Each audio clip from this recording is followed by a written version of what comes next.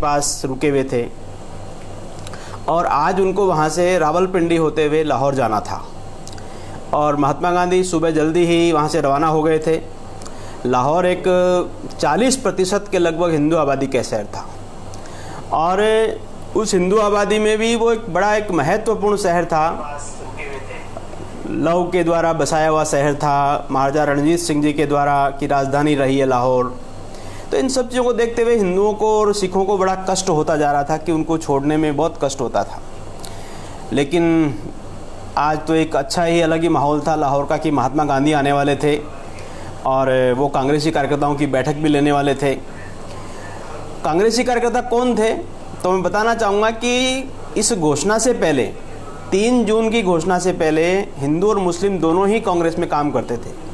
लेकिन जैसे ही 3 जून को घोषणा हुई कि विभाजन होगा, सारे के सारे मुस्लिम कार्यकर्ता लाहौर के मुस्लिम लीग के साथ जुड़ गए और केवल हिंदू कार्यकर्ता रह गए उनके पास।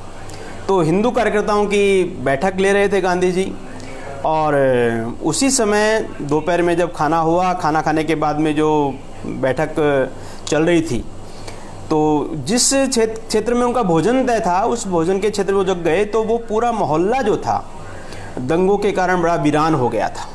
और उसको देख करके गांधी जी बड़े दुखी हुए और वहाँ पे जाने के बाद जब उन्होंने बोलना शुरू किया तो गांधी जी जो अच्छे से बोल नहीं पा रहे थे और सबको लग रहा था कि कोई अच्छे शब्द बोले जाएंगे, कुछ अच्छे मरहम लगाई जाएगी।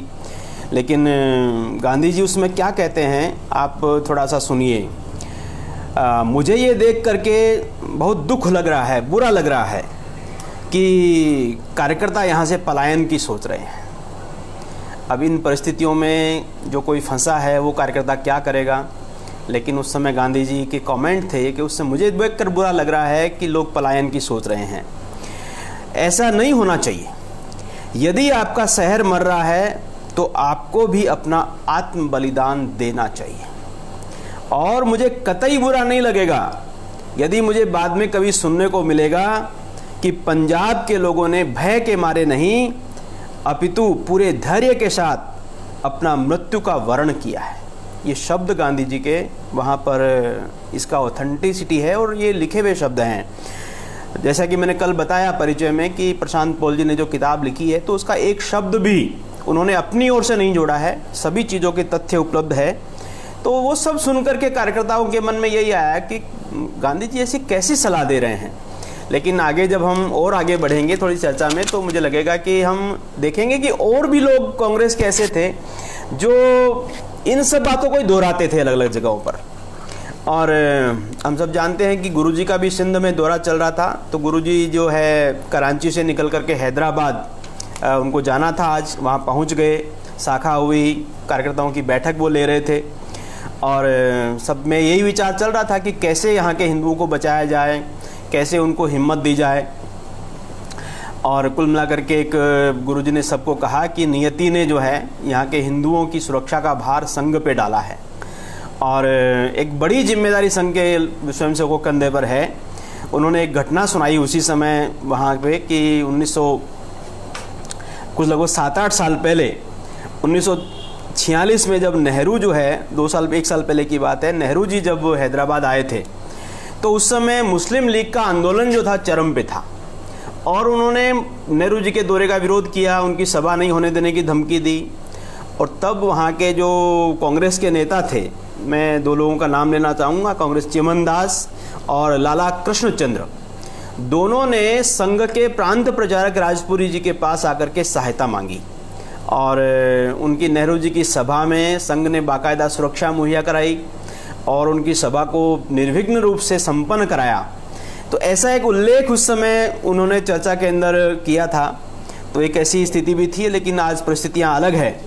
उधर जब नेहरू जी दिल्ली में अपने घर में बैठे तो लॉर्ड माउंटबेटन ने उनको एक पत्र लिखा कि हमारा जो यूनियन जैक है वो 15 अगस्त के बाद भी महत्वपूर्ण दिवसों पर जो है भारत में फहराया जाना चाहिए तिरंगे के साथ में। वो पत्र आज नेहरू जी को मिला था, तो उसके बाद में नेहरू जी का जवाब भी देंगे। मैं आगे जाके बताऊंगा आपको कि उन्होंने कैसे उनका जवाब दिया, रिप्लाई दिया था। उधर बाबा साहेब अम्बेडकर का एक सम्मान समारोह बम्बई में आयोजित किया जा रहा था उसी दिन। और जब वो तैयारी कर रहे थे अपने विषयों की, तो उन्होंने अपने विचार कहीं कागज़ पे नोट में लिखे थे, तो वो कागज़ भी उसमें उपलब्ध है। उनका एक पक्का मानना था कि ये जो विभाजन हो रहा है वो विभाजन के पक्ष में थे। वो पक्ष में क्यों थे? उनको लगता था कि हिंदू और मुस्लिम एक साथ रहना संभव नहीं है, और इसके कारण उनका स्पष्ट मानना था कि जब वो धर्म के आधार पे, समुदाय के आधार पे जब उन्होंने पाकिस्तान को लिया है, इधर बांग्लादेश का हिस्सा जो मुस्लिम बहुल था वो लिया, उधर पाकिस्तान का पूरा एरिया जो मुस्लिम बहुल था वो लिया, तो फिर जनता की, जनसंख्या की अदला बदली होनी चाहिए। इधर कोई हिंदू जो मुसलमान न रहे, उधर कोई हिंदू न रहे, दोनों की आपस में अदला बदली सहजता से होनी चाहिए। लेकिन हम सब जानते हैं कि ये जो उनकी मांग थी, उनकी इच्छा थी, उसके बीच में गांधी और नेहरू के सिद्धांत आड़े आ रहे थे। और उनका तो पक्का मानना था कि हिंदू मुस्लिम ऐसी कोई भेदभाव का विषय हो ही नहीं सकता। तो उनका पहले से ये मानता था कि जो जहाँ रहना चाहे वो रह सकता है। गांधी जी ने अपने पूरे इस दौर में, विभाजन के दौर में, किसी भी राज्य को ये नहीं कहा कि तुम भारत के साथ मिलना है कि पाकिस्तान के साथ मिलना है। यहाँ तक कि कश्मीर की समस्या के बारे में भी जब हम सुनते हैं तो गांधी जी ने महाराजा हरी सिंह जी के साथ जब मुलाकात हुई 3 अगस्त को उनकी, तब हरी सिंह जी को भी उन्होंने नहीं कहा था कि आपको भारत के साथ मिलना चाहिए। तो ऐसा एक उनके सिद्धांत थे अपने। अब उन सिद्धांतों की चर्चा हम आज नहीं करेंगे, लेकिन कुल मिलाकर के एक ऐसा उस समय उन्होंने अपने भाषण में भी बोला कि मेरी इच्छा है, मेरा व्यक्तिगत मत ये है कि इस जनता की, जनसंख्या की अदला बदली होनी चाहिए, और तभी जाकर के भारत का भविष्य जो है सुरक्षित होगा। नहीं तो संभव नहीं है कि दोनों एक साथ में सहअस्तित्व संभव नहीं है दोनों का। तो एक ऐसा उनका मत था। और आज के दिन एक बहुत महत्वपूर्ण जो घटना हुई, जो गांधी जी के व्यक्तित्व से बिल्कुल मेल नहीं खाती है। हम सब जानते हैं गांधी जी बड़े शांत चित्त के व्यक्ति हैं, बड़े धैर्य से ही सब बातें करते थे। लेकिन रास्ते में चलते चलते उनको किसी ने बताया कि इस देश का जो है राष्ट्रीय ध्वज जो है वो तय हो गया है, और उस जो उनका चरखा था, उस चरखे को हटा करके अशोक चक्र को लगा दिया गया है। इतना सुनने के बाद में गांधी जी को बड़ा गुस्सा आया, और गुस्सा आते आते उन्होंने कहा कि ये कैसे हो सकता है, अशोक तो जो है हिंसा का प्रतीक है। बाद में भले ही उन्होंने बौद्ध धर्म स्वीकार कर लिया, बौद्ध धर्म का प्रचार प्रसार किया, लेकिन जिस प्रकार की हिंसा अशोक ने की, और उन्होंने यहाँ तक कि बयान दिया कि जिस ध्वज के ऊपर चरखा नहीं होगा मैं उस ध्वज को प्रणाम नहीं करूँगा। एक बड़ा ही उनके व्यक्तित्व से मेल नहीं खाने वाला उनका एक बयान था। और 7 तारीख को सुबह सुबह जब अखबारों में देखा सबने, तो पूरे देश भर में अंग्रेजी अखबारों ने और सब अखबारों ने उनके भाषण को जो है, उनके जो इस बयान को जो है बहुत अच्छे से छापा। कुछ अखबारों ने जो हैदराबाद में जो गुरुजी गोलवल जी की जो मीटिंग हुई थी, सभा हुई थी, आम सभा हुई थी, एकत्रीकरण था स्वयंसेवकों का, हिंदी अखबारों ने उसको भी छापा था काफ़ी मात्रा में। लेकिन गांधी जी के बयान को बहुत बड़े रूप में पूरे देश भर में छापा गया 7 तारीख को, 7 अगस्त को। और वहीं पे 7 तारीख को एक हिंदू महासभा की भी बैठक जो है, जो मुस्लिम पाकिस्तान की हिंदू महासभा थी, जो वहाँ रह गए थे लोग, उनकी रावलपिंडी में एक बैठक चल रही थी। तो उन सब लोगों ने भी उस समय की परिस्थितियों को देख करके और सबके साथ समझौता करना स्वीकार किया, और बाद में सबने वहाँ के जो मुस्लिम जो भी नियुक्त होता था उनकी स्वागत करना, उनका अभिनंदन करना, उनको बधाई देना, इस प्रकार के काम उन्होंने उसमें प्रारंभ, इतना एक सेटलमेंट करने की कोशिश की, एडजस्टमेंट करने की कोशिश की। लेकिन उसके बावजूद भी दंगे कम नहीं हो रहे थे। दंगे उसी प्रकार से वहाँ पर लगातार चल रहे थे। और गुरुजी जब हैदराबाद में थे, शाखा लगी थी, शाखा के बाद में कार्यकर्ताओं की बैठक हुई। बैठक में एक ठीक से योजना बन रही थी कि यहाँ के जो भी हिंदू स्वयंसेवक हैं, हिंदू समाज है, उसको कैसे बचाया जाए, कैसे उनको निकाला जाए। और सबसे खास बात, धीरे धीरे जो विस्थापन हो रहा है, उस विस्थापित लोगों की व्यवस्था कैसे करेंगे, वो कहाँ रुकेंगे, कहाँ ठहरेंगे। और इसमें से सोचने वाली बात है, लेखक लिखते हैं कि इस पूरी प्रक्रिया में सरकार का कोई भी योगदान नहीं था, सरकार की ओर से किसी प्रकार की मदद नहीं मिल रही थी। और इसके कारण जो है संघ ही अपने लेवल पर समाज का सहयोग लेकर के, सहायता लेकर के उनकी योजनाएं बना रहा था। और आज के दिन यानी 7 अगस्त को रूस में भारत की प्रथम राजदूत विजय लक्ष्मी पंडित जी का नियुक्ति हुई, वो आज के दिन वहाँ पे गए थे। हालांकि विजय लक्ष्मी पंडित जी नेहरू जी की बहन थी, लेकिन फिर भी उनका अपना एक व्यक्तित्व था, उन्होंने भी स्वतंत्रता आंदोलन के अंदर भाग लिया था। तो इस प्रकार से एक उनका व्यक्तित्व के कारण उनको नियुक्ति मिली। एक और उस दिन घटना होती है कि आज के दिन 7 अगस्त को, आपको याद होगा मैंने परसों कल की अपने विवरण में बताया था कि आज के दिन जिन्ना जो है वो कराची पहली बार गए थे। अपने नवनिर्मित सपनों के देश में जिन्ना पहली बार गए थे, और कराची का जो मोरीपुर उनका हवाई अड्डा था, उस हवाई अड्डे पर लेने के लिए उनके स्वागत में बहुत कम मात्रा में लोग आए थे। उनका इतना फीका स्वागत हुआ, उसको देख करके जिन्ना को थोड़ी निराशा भी हुई। उसके कारणों में हम नहीं जाएंगे, क्योंकि कुछ लोग जिन्ना को जो है पाकिस्तान में उदारवादी मानते थे, और इसके कारण उनका स्वागत उसी के दिन 7 तारीख को ही, जो एक मुंबई में एक यातायात की कंपनी चलती थी, Bombay electronic supply and transport based करके, आजकल भी मुंबई की जो सारी बसें हैं उसी कंपनी की है, जितनी भी लाल रंग की बसें चलती है मुंबई में। तो उस समय उस कंपनी के पास 275 बसें होती थी। वो सारी कंपनी जो है मुंबई महानगर पालिका में विलय हुआ उस दिन 7 अगस्त को। उधर सुदूर दक्षिण में एक कस्बा आता है वारंगल, बड़ा फेमस स्थान है वारंगल, और कातकीय राजवंश की राजधानी होती है वो।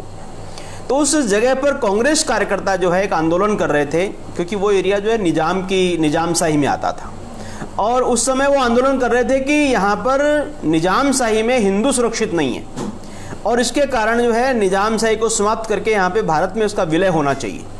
ऐसा एक उनका एक आग्रह उसमें आंदोलन के अंदर रहा था। उसी दिन एक और घटना होती है, कलकत्ता में गवर्नर की नियुक्ति होती है। गवर्नर कौन बनते हैं? चक्रवर्ती राजगोपालाचारी। दक्षिण में मद्रास से आते थे वो। चक्रवर्ती राजगोपालाचारी ऐसा व्यक्तित्व था जिन्होंने इस विभाजन की पूरी रूपरेखा में बहुत सक्रिय भूमिका निभाई थी, और उसके कारण बंगाल के लोग खास तौर पे जो विभाजन से पीड़ित थे, वो बंगाल के लोग बहुत उसके कारण नाराज़ थे। और हम सब जानते हैं कि कल मैंने बताया था कि शरद चंद्र बोस ने इस्तीफा दिया था कांग्रेस से, तो उन्होंने भी बयान जारी करके कहा कि चक्रवर्ती राजगोपालाचारी की गवर्नर के पद पे नियुक्ति जो है बंगाल का अपमान है एक प्रकार से। और उधर एक जो अपना दिल्ली में commander in chief sir Claude John Auchinleck के ऑफिस में भी जो है एक महत्वपूर्ण फाइल उनकी टेबल पे पड़ी थी। वो फाइल ये थी कि प्रधानमंत्री, जो मनोनीत प्रधानमंत्री नेहरू जी ने और भारत सरकार ने उनसे अनुरोध किया था कि जितने भी कैदी हैं, भारतीय कैदी जेलों में बंद हैं, उनको 15 अगस्त से पहले उनको रिहा किया जाना चाहिए। तो इसमें एक शब्द था, सभी भारतीय कैदियों को रिहा किया जाना चाहिए। तो उस शब्द को पढ़कर के सेना प्रमुख जो है वो तुरंत फाइल रोक लेते हैं और उसको ठीक से पढ़ते हैं, उसकी समझते हैं, उसके विषय को उठाते हैं और उसमें से एक पत्र लिखते हैं कि अंग्रेज सरकार जो है आज़ाद हिंद फौज के जो अपने थे सैनिक थे, उन सब लोगों को रिहा नहीं कर सकती, बाकी सबको रिहा करेंगे। तो एक प्रकार से उस 15 अगस्त से पहले आज़ाद हिंद फौज के सैनिक जो थे वो बंदी ही रहे, उनको अंग्रेज सरकार ने छोड़ा नहीं। तो ऐसा भी एक निर्णय हुआ।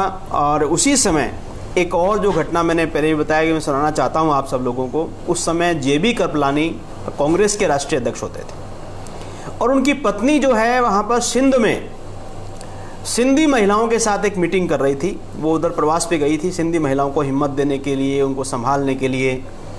तो सुचेता कृपलानी सिंधी महिलाओं के साथ बैठक कर रही थी। उन सब महिलाओं को लग रहा था कि आज ज़रूर हमें कुछ आश्वासन मिलेगा, हमारी सुरक्षा का कुछ उपाय होगा, हमारे बारे में कुछ अच्छा कहा जाएगा। तो उस समय सुचेता कृपलानी जो एक बयान देती है, जो उनके सामने बोलती है, दूसरे दिन अखबारों में भी छपता है वो चीज़।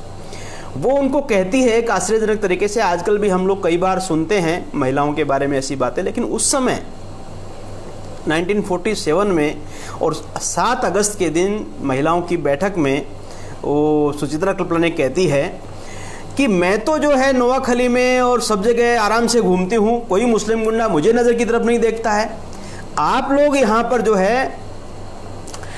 है लिपस्टिक लगाती हो, आप लोग कट के ब्लाउज पहनती हो, आप लोग श्रृंगार करती हो, इसलिए मुस्लिम गुंडे आपके ऊपर आक्रमण करते हैं। उससे भी आगे जाकर के जो उन्होंने एक बात कही वो बहुत ध्यान देने लायक बात है, बहुत दर्दनाक बात है। वो कहती हैं कि मान लीजिए आपके ऊपर कोई मुस्लिम गुंडा आक्रमण भी करता है तो भी आपको राजपूत महिलाओं के आदर्श मानते हुए, राजपूत महिलाओं को आदर्श मानते हुए जोहर करना चाहिए।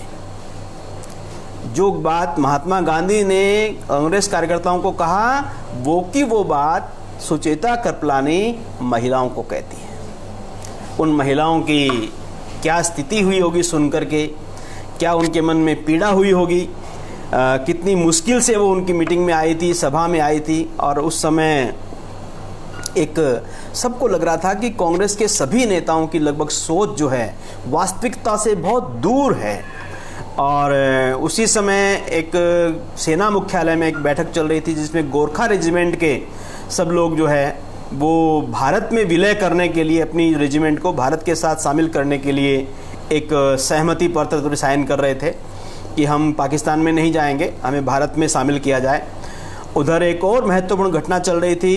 अंग्रेज़ों ने अपने कार्यकाल में, एक लंबा कालखंड में अंग्रेज़ों ने राज किया अपने देश के ऊपर। उन्होंने बहुत सारे शहरों के नाम बदले थे, यहाँ तक कि गंगा नदी का नाम गेज्ड जैसे कर दिया, यमुना का नाम जमुना कर दिया, ऐसे मथुरा का नाम भी कुछ बदल दिया। ऐसे महत्वपूर्ण शहरों के सबके नाम बदल लिए थे। तो एक लखनऊ में गोविंद वल्लभ पंत जी के नेतृत्व में एक बैठक चल रही थी। उन्होंने इस प्रकार के पूरे देश भर से ऐसे सब नामों को चिन्हित किया और उन सब नामों को जो है उन्होंने बदलने का प्रस्ताव पारित किया कि इन सब चीज़ों का भारतीयकरण उस समय होना चाहिए। और काफ़ी हद तक उस समय निर्णय भी हुआ, उसमें उन्होंने प्रस्ताव तैयार किया था। और हम सब जानते हैं कि उसी 7 तारीख को ही जो अपने गांधी जी जो हैं लाहौर से पटना की यात्रा पे निकल पड़े थे। रास्ते में जगह जगह उनका स्वागत हो रहा था, लेकिन हर जगह की परिस्थितियां देख करके गांधी जी बड़े दुखी थे। और सब कार्यकर्ता जहां भी मिलते सब एक ही बात पूछते, बापू ये दंगे कब रुकेंगे। सबके सामने एक ही प्रश्न था कि बापू ये दंगे कब रुकेंगे। और ये ऐसा यक्ष प्रश्न था कि बापू के पास जवाब नहीं था। तो बापू शांत चित्त से सब बातों का विचार करते हुए जा रहे थे। फिर भी सुबह जब उनकी 8 अगस्त को ट्रेन पटना पहुंचती है तो तब भी जब कार्यकर्ता आए स्वागत के लिए, जिंदाबाद के नारे लगाए, स्वागत किया, फिर भी बापू इस बात को मानने को तैयार नहीं थे कि मुस्लिम जो है हिंदुओं पर आक्रमण कर सकता है क्या, क्यों करेगा मुस्लिम आक्रमण। जब उसको पाकिस्तान मिल गया तो वो उनको वहाँ पे हिंदुओं के भागने की क्या ज़रूरत है, हिंदू वहाँ रह सकते हैं आराम से, क्योंकि जिन्ना ने उनको आश्वासन दिया है। और उन्होंने अपना भी संकल्प दोहराया कि मैं नए बनने वाले पाकिस्तान में ही अपने जीवन का जो बाकी समय है वो गुजारूंगा। हालांकि वो अपने सपने को, बहुत सारे सपने उनके जीवन के ऐसे थे जो पूरे नहीं कर पाए, लेकिन उनका एक ये भी संकल्प था कि मैं पाकिस्तान में जीवन गुजारूंगा।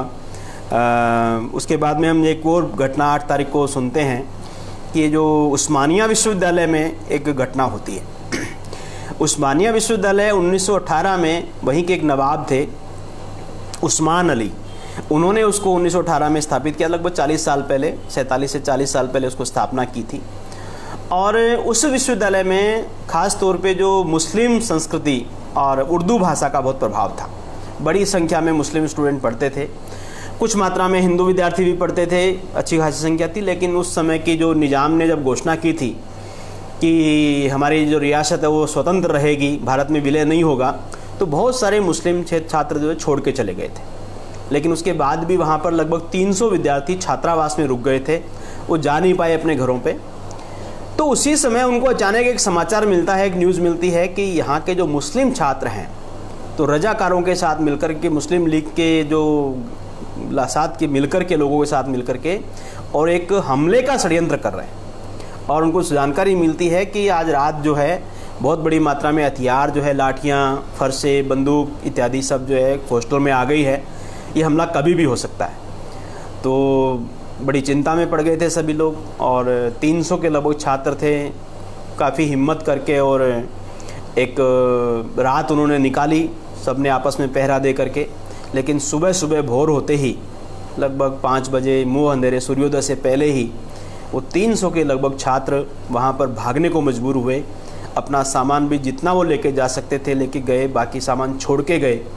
ऐसी एक परिस्थिति जो है उनके सामने उस समय आई 8 तारीख को। और उधर आज जो दिल्ली में मुंबई में दादर में जो सावरकर भवन था, वहाँ भी एक हलचल बची हुई थी। आज वीर सावरकर अपनी पहली विमान यात्रा से दिल्ली जाने वाले थे, तो काफ़ी एक उत्साह था सब लोगों के अंदर, और एक बड़ी सभा, उनकी बड़ी मीटिंग जो है राष्ट्रीय स्तर की मीटिंग दिल्ली में होने वाली थी, तो इस नाते सावरकर जी वहाँ जाने वाले थे। एक और उस दिन घटना होती है, महाराष्ट्र का जो विदर्भ का इलाका है वहाँ पे अकोला शहर है एक, उस अकोला में महाराष्ट्र के लोगों की एक बड़ी बैठक होती है। वो सब महाराष्ट्र का भविष्य क्या होगा, मराठियों का भविष्य क्या होगा, इस विषय पर विचार करने के लिए इकट्ठा हुए। उस दौरान जो था, एक महाराष्ट्र जो था वो संयुक्त महाराष्ट्र एक बड़ा क्षेत्र था जिसमें गुजरात भी आता था, गोवा था, इधर का विदर्भ था। ये सारा इलाका जो अभी 3 राज्यों में बटा हुआ है, गोवा, गुजरात और महाराष्ट्र, ये सारा मिलाकर के एक संयुक्त महाराष्ट्र आता था, तो बहुत बड़ा क्षेत्र था। तो उस समय महाराष्ट्र मराठी लोगों ने मिलकर के एक चर्चा करनी प्रारंभ की, मराठियों का भविष्य क्या होगा। तो ये बैठक 2 दिन चली लगातार, उस दिन सुबह से शाम तक विचार चला। तो अंत में एक निर्णय हुआ कि ये प्रांत जो है संयुक्त रहेगा, लेकिन उप प्रांत बनेंगे 2, और 2 उप प्रांत बनाने का उस दिन निर्णय हुआ। तो उधर एक विदर्भ की तरफ बना, एक गुजरात की तरफ पश्चिमी महाराष्ट्र बना, जैसे 2 प्रांत बने। और उसी दिन एक और घटना होती है, दिल्ली के जो वायसराय हैं लॉर्ड माउंटबेटन, उनके आवास के ऊपर जोधपुर महाराजा के प्रधानमंत्री कदम्बी शेषाचारी वेंकटाचारी, ये साउथ इंडियन थे और काफ़ी पढ़े लिखे, बहुत विद्वान व्यक्ति थे, और उन्होंने महाराजा जोधपुर महाराजा के सचिव प्रधानमंत्री के रूप में उनका काम था, और बड़े ही विद्वान व्यक्ति थे, इसलिए वायसराय ने उनको मिलने के लिए बुलाया था। और मिलने का मुख्य मकसद एक ही था कि जाने से पहले कम से कम सभी बड़ी रियासतों का निर्णय जो हो जाए, विलय पर सिग्नेचर हो जाए कि वो जो पाकिस्तान के साथ मिलना चाहता है कि हिंदुस्तान के साथ मिलना चाहता है। तो उन्होंने उनको बुलाया था, स्वागत सत्कार किया, उनकी कद के हिसाब से खाना साथ में खाया, और फिर सब बातों के होते होते अंत में यही हुआ कि उन्होंने जो है महाराजा को विलय के लिए मना लिया है। उसको एक आगे और घटना आती है, महाराजा के साथ में सरदार पटेल जी के साथ उनकी मीटिंग होती है। उधर एक वारंगल में जो है बड़ी हिंसा की घटनाएं शुरू हो गई थी, और उसके कारण वहाँ के व्यापारियों ने बंद का आह्वान किया, और उन्होंने सबने मिलकर के नेहरू को और लॉर्ड माउंटबेटन को, दोनों को तार भेजा कि निजामशाही में हिंदू सुरक्षित नहीं है, उनको बचाया जाए। उधर एक और बड़ी घटना होती है, हमारे विद्यार्थियों के हिसाब से तो बड़ी है वो, क्योंकि पटना विश्वविद्यालय में महात्मा गांधी एक छात्रों की बैठक ले रहे थे, और महात्मा गांधी जब बैठक ले रहे थे तो कुछ छात्र इकट्ठा हुए, लोगों को पता चला महात्मा गांधी आए हैं, तो कुछ विद्यार्थी उनसे मिलने के लिए आए। एक बड़े हॉल में उनकी मीटिंग चल रही थी। सब विद्यार्थियों की एक आशा थी कि उस समय पूरे देश में एक वातावरण बना हुआ है, विभाजन की स्थिति है, तो महात्मा गांधी जो है देश के ऊपर बोलेंगे, बहुत सारी बातें कहेंगे, क्या करना है क्या नहीं करना, युवाओं की अपनी भूमिका के बारे में बताएंगे। लेकिन जब छात्र उनके सामने बैठे, उनकी बातें सुनी, तो 4 प्रमुख बातें थी। आज यदि हम भी सब लोग यदि वहाँ पे होते तो हमको भी एक आश्चर्य लगता कि इन परिस्थितियों में कोई व्यक्ति ऐसा कैसे बोल सकता है। तो 4 बातें उन्होंने, लेखक ने उसमें उल्लेख किया है। उन्होंने कहा था कि 15 अगस्त को जब देश आज़ाद हो, उस समय देश के विद्यार्थियों को क्या करना चाहिए। तो उन्होंने कहा कि भाई एक तो 15 अगस्त को हम सब विद्यार्थियों को उपवास रखना चाहिए। दूसरा उन्होंने कहा कि ये जो चरखा है इसमें सूत काटना चाहिए। और तीसरा बात उन्होंने कहा कि अपने परिसर को स्वच्छ कैंपस बनाना चाहिए। और चौथी बात और भी आश्चर्यजनक थी, जो शायद कोई भी होता तो सुनने को तैयार नहीं होता। उन्होंने कहा दक्षिणी अफ्रीका में गोरों ने जो है शोषण बढ़ा दिया है, इसलिए गोरों का विरोध हमें करना चाहिए। देश में इतनी विपरीत परिस्थितियां बनी हैं, दंगे हो रहे हैं, विभाजन की त्रासदी देश झेल रहा है, और महात्मा गांधी जी को उस दिन दक्षिणी अफ्रीका में गोरों के अत्याचार, गोरों के शोषण जो है वो दिखाई दे रहे हैं, वो समझ में आ रहे हैं। आश्चर्यजनक ही है, कोई व्यक्ति ऐसे कैसे बोल सकता है। लेकिन ये शब्द जो है, ये घटना जो है बिल्कुल सच्ची है। 8 अगस्त को पटना विश्वविद्यालय में महात्मा गांधी की एक छात्रों के साथ मीटिंग हुई और महात्मा गांधी ने ये बातें सब बोली। उधर कलकत्ता में दंगों की आग बहुत भयंकर फैल रही थी, क्योंकि महात्मा गांधी उसके बाद उधर ही जाने वाले थे। पुलिस भी दंगाइयों का साथ दे रही थी। तो 9 अगस्त की बात है, महात्मा गांधी वहाँ पहुँचे हैं और कलकत्ता से बाहर थोड़ा 8-9 मील दूर जो है एक आश्रम है, सोडेपुर आश्रम। अभी तो मुझे जानकारी नहीं है उसका क्या नाम बदल दिया है या वही नाम आश्रम होगा, लेकिन उस समय बड़ा सुरम्य वातावरण में वो आश्रम चलता था। और उस आश्रम को एक मिस्टर सतीश चंद्र और हेमलता, उनकी हेमा दीदी जो है, प्रभा दीदी, वो दोनों ने उसको स्थापित किया था। ये मिस्टर सतीश चंद्र जो है एक बड़ी प्राइवेट कंपनी में बड़े ऑफिसर थे। बाद में जब उनकी महात्मा गांधी से मुलाकात हुई तो वो बाद में मन उनका बदल गया और सेवा कार्यों में लग गए। उन्होंने आश्रम की स्थापना की, तो ऐसा एक आश्रम बना। और हेमा दीदी भी महात्मा गांधी से बड़ी प्रभावित थी, उनकी सेवा में वो रहती थी। और उनका बारे में एक बहुत अच्छी जानकारी मिलती है कि हेमा दीदी ने अपने सारे गहने, जितने भी गहने थे, सब महात्मा गांधी को आंदोलन में सहायता के लिए दान कर दिए थे। और इसमें सतीश चंद्र जी की भी सहमति थी। तो उनका समर्पण एक महात्मा गांधी जी के प्रति था। जब भी महात्मा गांधी जी कलकत्ता आते थे तो उनके आश्रम में रुकते थे वो। तो आज भी सोडेपुर आश्रम जो है विशेष रूप से एक अच्छा चहल पहल थी, विशेष तैयारियां की जा रही थी, साफ सफाई की जा रही थी, गांधी जी का आवास किया जा रहा था। और उस आश्रम की एक और घटना उस दिन उल्लेख आता है किताब के अंदर कि 1939 में उसी आश्रम में नेताजी सुभाष चंद्र बोस, पंडित जवाहरलाल नेहरू और महात्मा गांधी, इन 3 लोगों की एक मीटिंग हुई थी। मीटिंग का संदर्भ क्या था? तो हम सब जानते हैं कि त्रिपुरी के अधिवेशन में महात्मा गांधी की इच्छा के विपरीत सुभाष चंद्र बोस कांग्रेस के अध्यक्ष बन गए थे। उस समय सीतारमैया जी थे कोई, वो महात्मा गांधी के उम्मीदवार थे, वो हार गए थे। और सुभाष चंद्र बोस जो है वो उस समय कांग्रेस के अध्यक्ष बने थे। लेकिन उसके बाद भी, अध्यक्ष बनने के बाद भी कांग्रेस का कामकाज बहुत सामान्य गति से नहीं चल रहा था। तो एक सुलह करवाने के लिए, एक सुलह वार्ता के रूप में उस सोडेपुर आश्रम में तीनों लोगों की मीटिंग हुई। मीटिंग में महात्मा गांधी अपने आग्रहों को छोड़ने को तैयार नहीं थे। तो सुभाष बाबू ने ही अपने कदम पीछे खींचते हुए, और आखिर हमको सबको पता है कि कुछ दिनों बाद ही सुभाष चंद्र बोस ने कांग्रेस से इस्तीफा दिया, कांग्रेस छोड़ कर के वो चले गए थे। तो एक ऐसी घटना उस समय बताते हैं उस दौरान। तो सोडेश्वर आश्रम में महात्मा गांधी आज निवास करने के लिए आए थे। उधर दिल्ली में हिंदू महासभा का अधिवेशन, उनकी मीटिंग जो है, सावरकर जी आए थे। एक और मैं व्यक्तित्व का आज आपसे परिचय कराता हूँ। एक डॉक्टर खर्रे थे, जो मध्य प्रांत के मुख्यमंत्री रहे थे पहले कांग्रेस से। क्योंकि हम सब जानते हैं कि अधिकांश लोग जो भी राजनीति में थे उस समय, अधिकांश कांग्रेस से ही आए हुए लोग थे। क्योंकि पहले तो कांग्रेस पार्टी थी जो आज़ादी के लिए लड़ाई लड़ रही थी, बाद में ही बाकी जब विचार नहीं मिले लोगों के तो फिर कुछ पार्टियां, संगठन बनते गए। हम संघ के जो सरसंघ चालक हैं पूजनीय गुरु डॉक्टर साहब, उनके भी उल्लेख सुनते हैं कि वो भी कांग्रेस में कार्यकर्ता रहे, आज़ादी के आंदोलन में उन्होंने भाग लिया। ऐसे ही एक डॉक्टर खरे थे जो उन्होंने मध्य प्रांत के और मुख्यमंत्री रहे थे।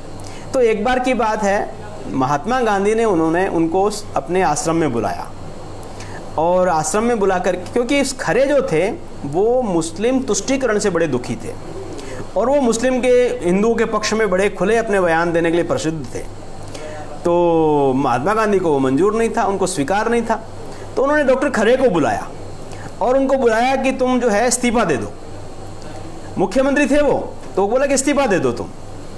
तो खरे बड़े चतुर थे, उन्होंने थोड़ी देर सोचा और सोचने के बाद में महात्मा गांधी जी से कहा कि आज मेरा मन ठीक नहीं है, तो मुझे कृपया करके आप जो है ड्राफ्ट करके दे दीजिए, मैं साइन कर दूंगा उसके ऊपर। और महात्मा गांधी ने सोचा बिल्कुल सहजता से बोल रहा है तो मैं कर देता हूँ। तो महात्मा गांधी ने अपनी हस्तलिखित, हाथ से लिखे हुए एक पन्ने पर, एक पेपर पर उनके इस्तीफे को लिख दिया।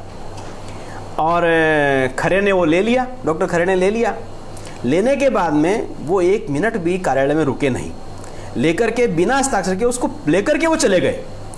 और दूसरे दिन जाकर के उन्होंने समाचार पत्रों में उस पत्र को छपा दिया और कहा कि देखो महात्मा गांधी कैसे अपने मुख्यमंत्रियों पर, मंत्रियों पर दबाव बनाते हैं, इस्तीफा दिलवाते हैं, मांगते हैं, और उनको इस प्रकार राष्ट्र के वादा के विषय में बोलने वाला, हिंदुओं के पक्ष में बोलने वाला नेता जो प्रसिद्ध फेम को उनको पसंद नहीं है।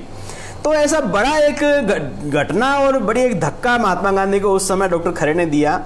तो उनकी चतुराई थी। उसके बाद में वो कांग्रेस छोड़ भी दिए, उन्होंने इस्तीफा दे भी दिया, और उसके बाद में वो महासभा में शामिल हुए। उसके बाद एक और महान व्यक्तित्व थे मौलीचंद्र शर्मा, पंडित मौलीचंद्र शर्मा।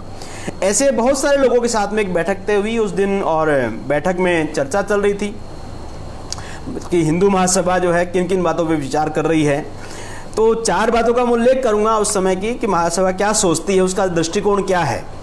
तो उनका स्पष्ट कहना था कि जो है खंडित हिंदुस्तान में हिंदुओं को जो है, यहाँ के नागरिकों को जो है समान रूप से अधिकार मिलना चाहिए, इस बात से हम सहमत हैं। एक बात।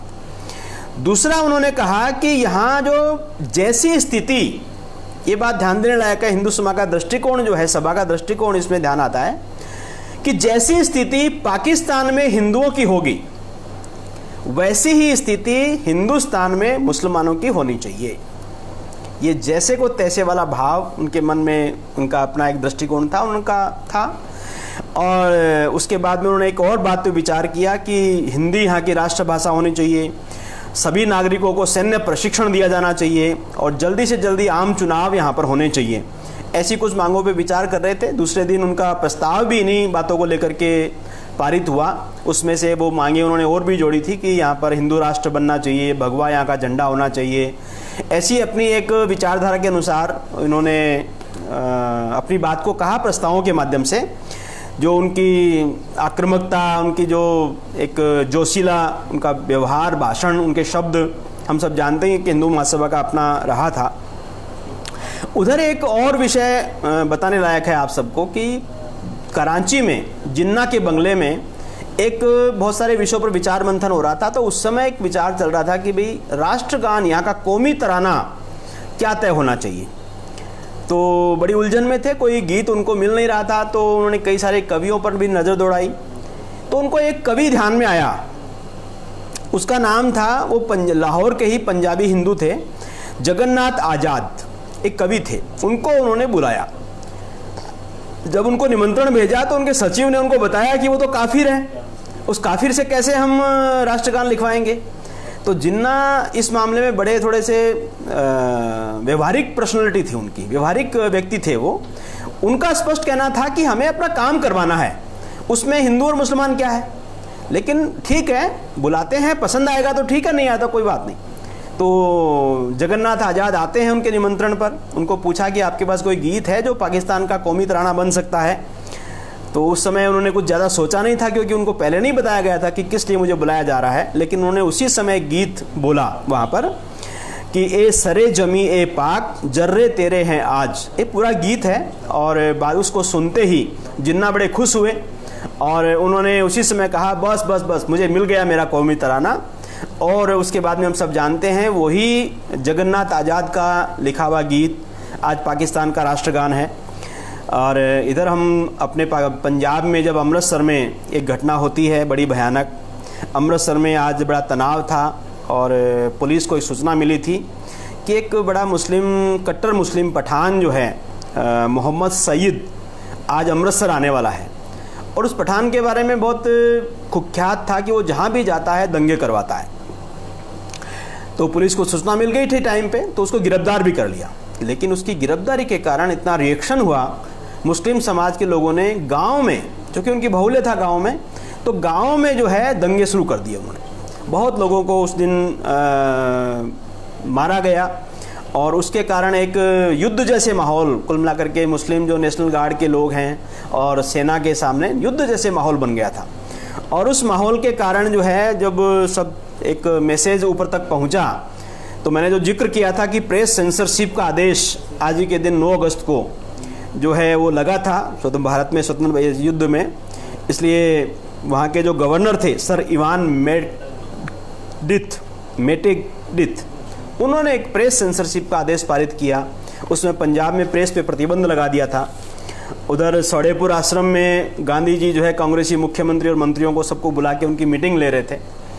तो उस मीटिंग के दौरान उनकी एक जो शैली थी प्रार्थना करना, प्रार्थना के बाद में कार्यकर्ताओं से बात करना, उसमें से वो कहते हैं, उनका उस दिन कमेंट है, दूसरे दिन अखबारों में भी छपा है उनका कमेंट, वो कि मुझे नहीं पता कि मुस्लिम लीग हिंदुओं के साथ क्या व्यवहार करेगी, मुझे नहीं पता कि मुस्लिम लीग हिंदुओं के साथ क्या व्यवहार करेगी, लेकिन मैं अपने बंगाल में किसी भी मुसलमान पर अत्याचार नहीं होने दूंगा।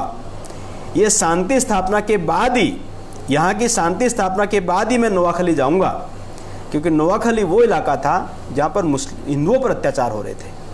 तो महात्मा गांधी को वहाँ के मुस्लिम मित्रों ने जाने नहीं दिया, और कलकत्ता में जो मुस्लिमों को बचाने के लिए महात्मा गांधी अंत तक वहाँ डटे रहे। उसी दिन एक और घटना दिल्ली में होती है, रामलीला मैदान, वहाँ पर कांग्रेस एक बड़ा सभा वहाँ पे हुई, और वहाँ पर पंडित जवाहरलाल नेहरू, सरदार पटेल, ऐसे बड़े बड़े नेता वहाँ पर भाषण देने आने वाले थे। पब्लिक को बहुत प्रचार प्रसार करके बुलाया गया, और उस दिन वहाँ पे एक स्वतंत्रता सप्ताह, इसकी घोषणा होने वाली थी कि 7 दिन हम स्वतंत्रता सप्ताह देश भर में मनाएंगे। लेकिन आप सब जानते हैं कि मित्रों कि देश भर में एक बड़ा अजीब सा वातावरण था, और पूरी तरह से देश दंगों की आग में झोंका हुआ था, सब तरफ से समाचार आ रहे थे, तो पब्लिक में बड़ा गुस्सा था। और ख़ास करके दिल्ली में जहाँ पर वो सभा हो रही थी, विस्थापितों की राजधानी दिल्ली बनती जा रही थी, सब तरह से लोग भाग भाग के दिल्ली, इधर जयपुर, बड़े बड़े शहरों में, गुजरात में, सब जगह लोग आ रहे थे बड़ी मात्रा के अंदर। विस्थापितों की एक राजधानी बनी हुई थी, और उसके कारण जो है दिल्ली में के लोगों को गुस्सा था, और उस पर जो लोग भाषण दे रहे थे, जो अपना वक्तव्य बोल रहे थे, सरदार पटेल जो है वो विभाजन को जो है वो सही ठहराने में लगे हुए थे कि विभाजन जरूरी था, सही था, तो लोग सुनने को तैयार नहीं थे। और ऐसे ही नेहरू जी एक बड़ी आश्चर्यजनक बात उस दिन कहते हैं सभा में। वो अपने भारत की बात नहीं करते हैं, उस समय वो घोषणा करते हैं कि हम संपूर्ण एशिया को विदेशियों से विहीन कर देंगे, पूरे एशिया से अंग्रेजों को भगा देंगे, ऐसी उस सभा में घोषणा करते हैं। अब पूरा देश जो है दंगों में झुलस रहा है, सबको मालूम है कि किस प्रकार से दंगे हो रहे हैं, किस लोग मर रहे हैं, विस्थापन हो रहा है, उनकी व्यवस्थाएं नहीं हो रही है, और एक तरफ हम इतना बड़ा बातें कर रहे हैं कि एशिया को हम विदेशों से विहीन कर देंगे।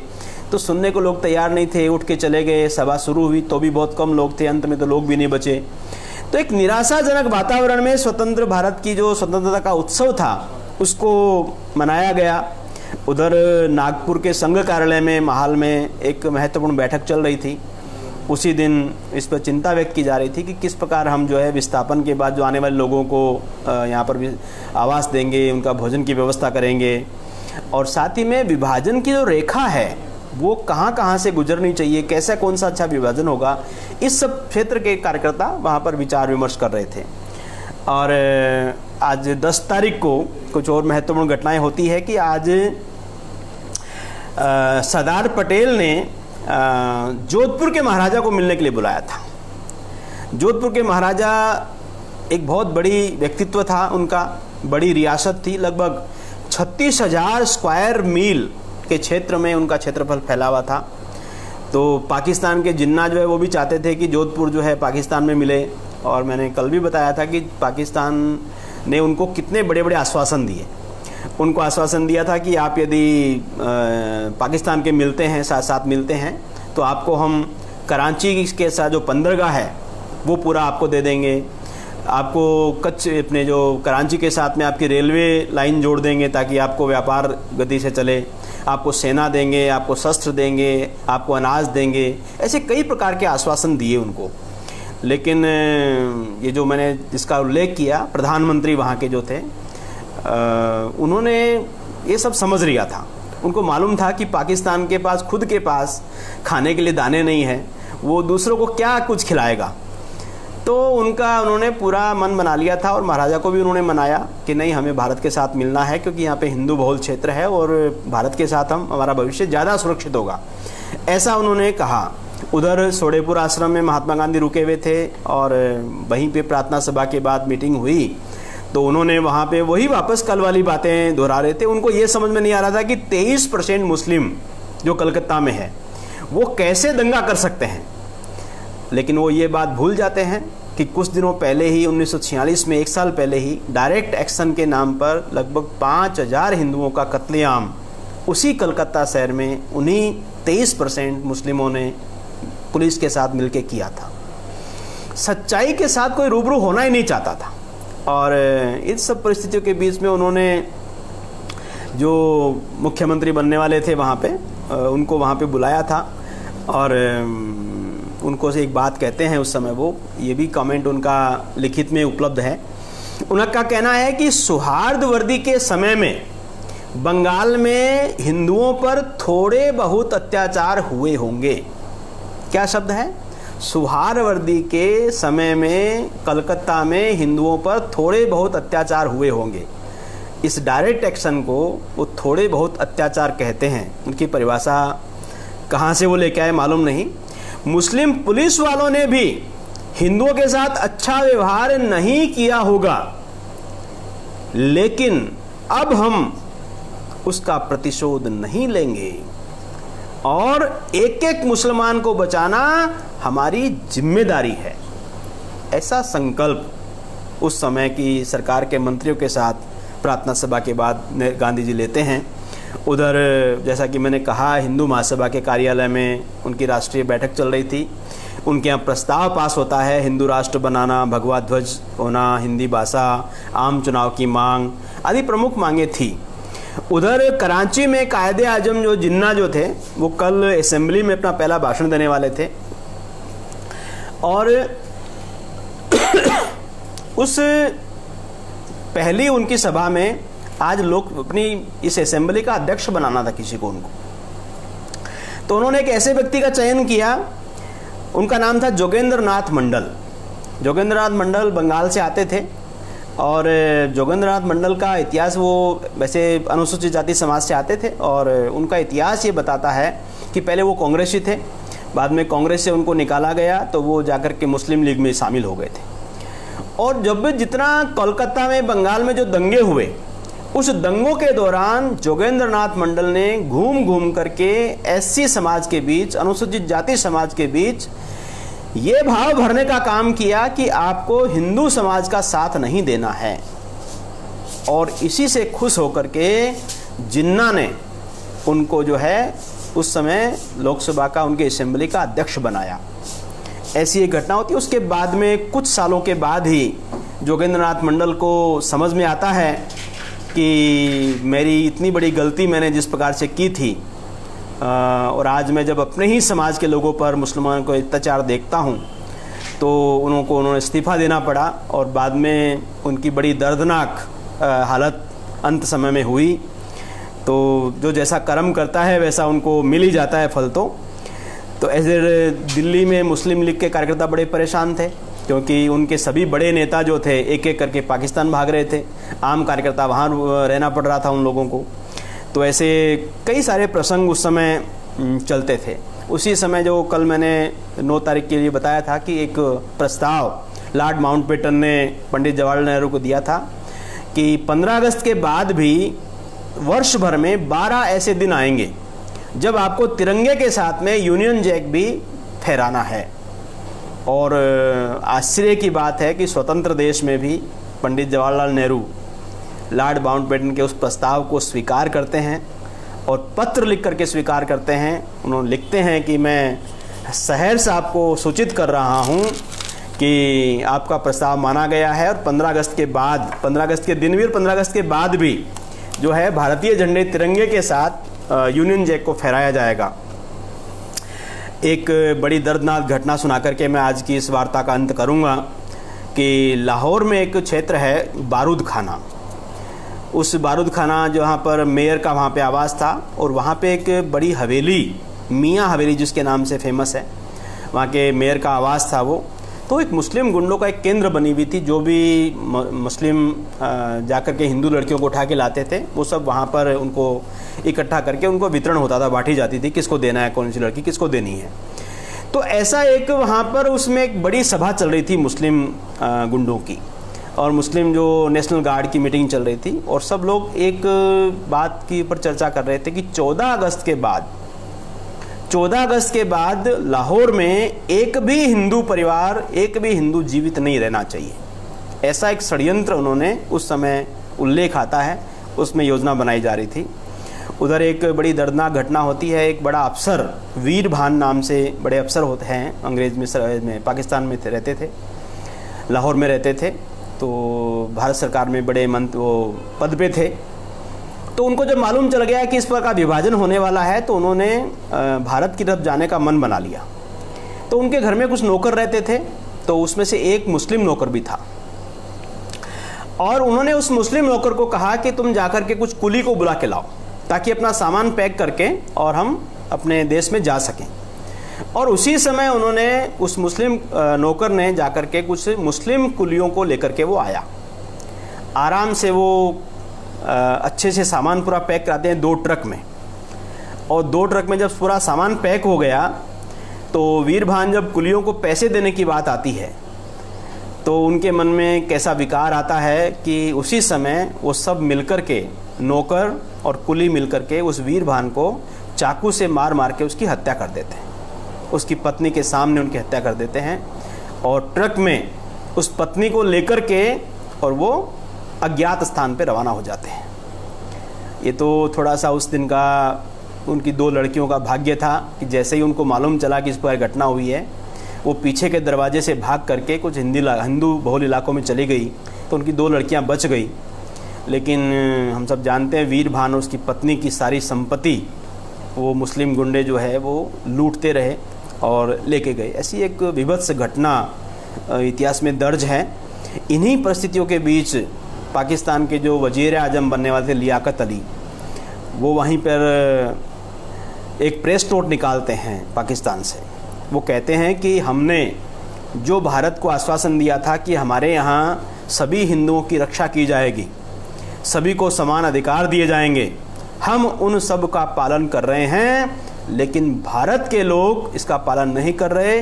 भारत में जगह जगह पर दंगों में मुस्लिमों पर अत्याचार बढ़ते जा रहे हैं। ऐसा एक प्रेस नोट उस दिन 10 अगस्त को निकलता है। और वहीं पे लाहौर में एक छोटा सा संघ कार्यालय होता है। संघ कार्यालय में स्वयंसेवक बैठे हैं, अपनी योजना बना रहे हैं, कैसे यहाँ से निकलना है, कैसे बचाना है। ऐसी ही कुछ घटनाओं को लेकर के आज इन 5 दिनों की कुछ घटनाएं मैंने आप सबको सामने बताई है। तो एक यात्रा, हमारी वैचारिक यात्रा, एक संघर्ष की यात्रा हमारी चल रही है। कल मैं समझता हूँ कि शायद इस चर्चा का अंतिम दिन होगा, और मैं अंत में इन 5 दिनों की जो 11 से लेकर 15 अगस्त तक जो कुछ घटनाक्रम बाकी बचा है वो कल आपके सामने रखूँगा। कुछ बातें मैंने जल्दबाजी में भी कुछ चीज़ें लिखी है, कुछ तैयार की है, हो सकता है कई चीज़ें स्पष्ट नहीं भी होगी। तो मैं पुनः कहूँगा आप सब लोगों को कि प्रभात प्रकाशन की ये जो पुस्तक है वे 15 दिन आप अवश्य पढ़ें, और आपकी कोई जिज्ञासा हो तो इनके लेखक हैं प्रशांत पॉल जी, उनसे आप बात भी कर सकते हैं। वो अपने कार्यकर्ता हैं और उनके नंबर भी मेरे पास उपलब्ध है। वो फेसबुक पे भी उपलब्ध हैं और सभी प्रकार के मीडिया में वो उपलब्ध हैं। बहुत ही उन्होंने शोध करके इस ग्रंथ को लिखा है। तो मैं तो केवल कुछ वाचन कर रहा हूँ आपके सामने विषय रख रहा हूँ। तो मैं समझता हूँ कि आज के दिन जो कुछ विषय मैंने आपके सामने रखे हैं, कुछ नए तथ्यों की आपको जानकारी मिली होगी और जानकारी बढ़ी होगी आपकी। तो मैं तो इतना ही चाहूँगा कि इस चीज़ को आप सुने और आगे भी सुनाएं, लोगों को आगे भेजें और चर्चा करें लोगों से। तो मुझे लगता है इसका हम जितना फैलाएंगे उतना ही हमारे लिए अच्छा है। तो आज के दिन आप सबसे बहुत बहुत धन्यवाद। मैं जो लाइव हो रहा हूँ मेरे सामने किसी के नाम नहीं आ रहे हैं क्योंकि मोबाइल थोड़ा दूर है और उसमें कैसी चीज़ें देख नहीं पाता मैं। तो सभी मित्रों को जो लाइक करते हैं, कमेंट करते हैं, जो देखते हैं, सभी दर्शकों को बहुत बहुत धन्यवाद। जय भारत, जय हिंद। कल फिर मिलेंगे।